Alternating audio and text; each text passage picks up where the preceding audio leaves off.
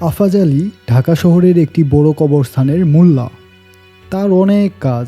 প্রতিদিন যত মৃতদেহ আসে কবর দেওয়ার পর তাদের জন্য দোয়া করা, কবরস্থানে মসজিদের ইমামতি করা, কবরবাসীদের মৃত্যুবার্ষিকীতে দোয়া করা, কবর দেখাশোনা সহ আরও অনেক কাজ। এই কাজে তার একজন প্রতিদ্বন্দ্বীও আছে, নাম তার হায়দার বক্স। তবে দোয়া দরুদ আর মোনাজাত করার দিক দিয়ে আফাজ আলীর ধারের কাছেও নেই হায়দার বক্স। তবে সে একাই সকল কাজ করে না। শরীফ মৃধা নামে একজন আছে, সে কবর খোঁড়া সহ কবর দেখাশোনা কাজে সহায়তা করে।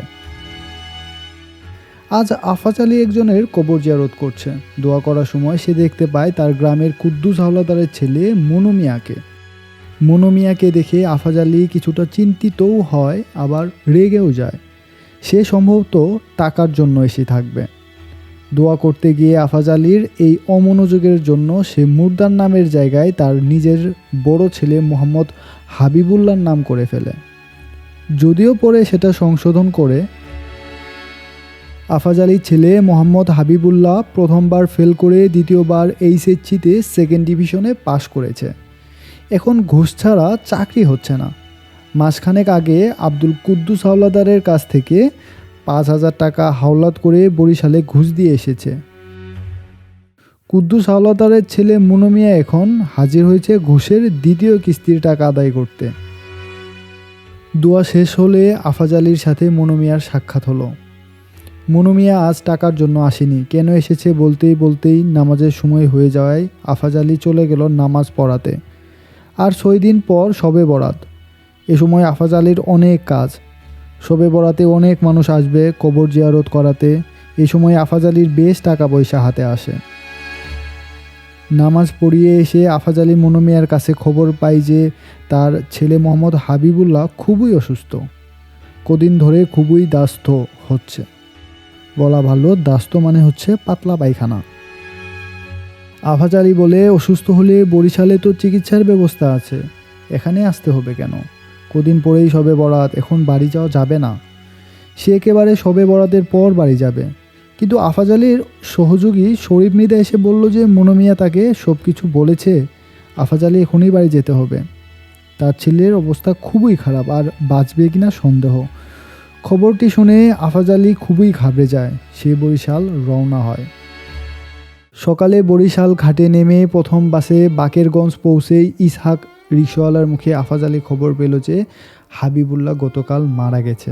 তার দাফন হয়ে গেছে গতকাল বিকেলে। খবরটি শুনে আফাজ আলী ফেল করে তাকিয়ে রইল সামনের দিকে।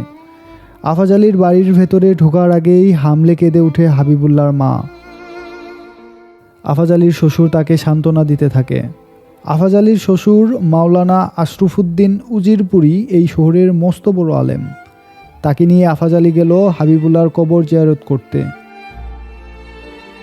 আফাজ আলী সেদিনটা থেকে পরের দিন ঢাকা চলে আসলো। ঢাকায় এসে পুনরায় কবরস্থানের কাজে মন দিল। কবর জিয়ারতের একটা অফার এসেছে। গতকাল এ কবর হয়েছে, তখন হায়দার বক্স ছিল। আজ হায়দার বক্স একটা মিলাদ পড়াবার জন্য কোথায় যেন গেছে। মুর্দার আত্মীয়রা বাধ্য হয়ে আফাজ আলীকেই বলল দোয়া করতে। আফাজ আলী দোয়া শুরু করে দিল। আফাজ আলীর ছেলের মৃত্যুতে আফাজ আলী তখন কাঁদতে পারেনি। এখন এই দোয়া করতে গিয়ে সে তার মৃত ছেলের কথা স্মরণ করে খুবই কান্না করতে লাগলো। এমন ফুপানি চড়া কান্না শরীফ মৃধা এর আগে দেখেনি। আল্লাহর প্রতি তার নিবেদন এবং আল্লাহর কাছে তার মোনাজাত চাপা পড়ে গেছে তার ভেউ ভেউ কান্নার নিচে। আফাজ আলী প্রাণপণে ডাকে, আল্লাহ আল্লাহ গো আল্লাহ। তার কান্নায় আল্লাহর নাম ভিজে চপচপে হয়ে যায়। ভিজতে ভিজতে এমনকি মুছে যাবার হাল হলেও আফাজ আলী হাউমাউ করে কাঁদতে থাকে। ছোট গল্পটির নাম কান্না। গল্পটি জাল স্বপ্ন স্বপ্নের জাল গ্রন্থ থেকে নেওয়া হয়েছে। জাল স্বপ্ন স্বপ্নের জাল 1997 সালে প্রকাশিত হয়েছিল।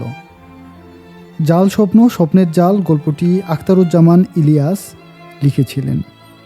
1943 সালে আখতারুজ্জামান ইলিয়াস জন্মগ্রহণ করেন এবং মৃত্যুবরণ করেন 1997 সালে।